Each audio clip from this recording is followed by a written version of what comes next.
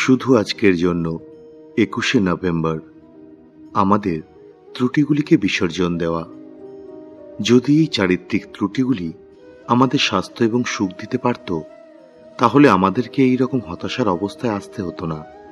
Basic text, পৃষ্ঠা number ৩৪।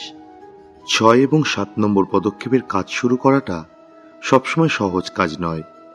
এরকম মনে হয় যে আমাদের এত কিছু ভুল আছে, তাহলে আমরা হয়তো পুরোপুরি খারাপ।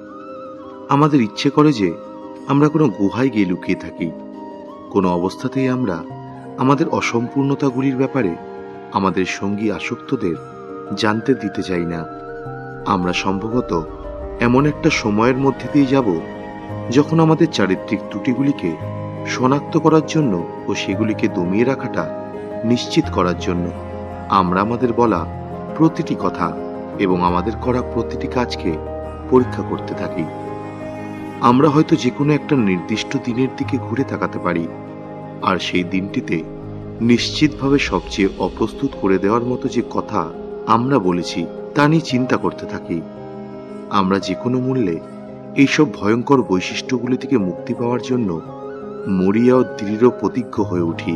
কিন্তু ষষ্ঠ ও সপ্তম পদক্ষেপে কোথাও এটা বলা হয়নি যে আমরা আমাদের চারিত্রিক ত্রুটিগুলিকে নিয়ন্ত্রণ করতে শিখতে পারব।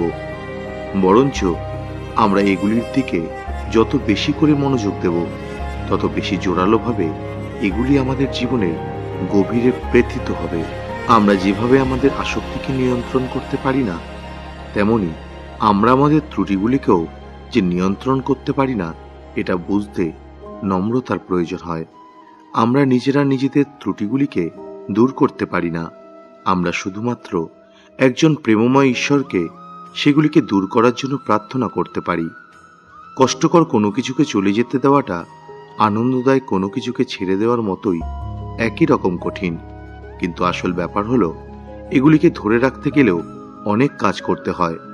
যখন আমরা যা কিছু ধরে রেখেছি সেগুলির ব্যাপারে সত্যি ভাবি, তারপরে আর আমাদের সেগুলিকে ধরে রাখার খাতিরে করা প্রচেষ্টাগুলিকে যথাযোগ্য মনে হয় না। এখন সময় হয়েছে আমাদের চারিত্রিক ত্রুটিগুলিকে চলে যেতে দেওয়ার এবং ঈশ্বরের কাছে সেগুলিকে দূর করিয়ে দেওয়ার জন্য প্রার্থনা করার। শুধু আজকের জন্য আমার চারিত্রিক ত্রুটিগুলিকে দূর করিয়ে দেওয়ানোর জন্য আমি প্রস্তুত। আমি আমার ত্রুটিগুলিকে চলে যেতে দেব এবং এক প্রেমময় উচ্চতর শক্তিকে আমার যত্ন নিতে দেব।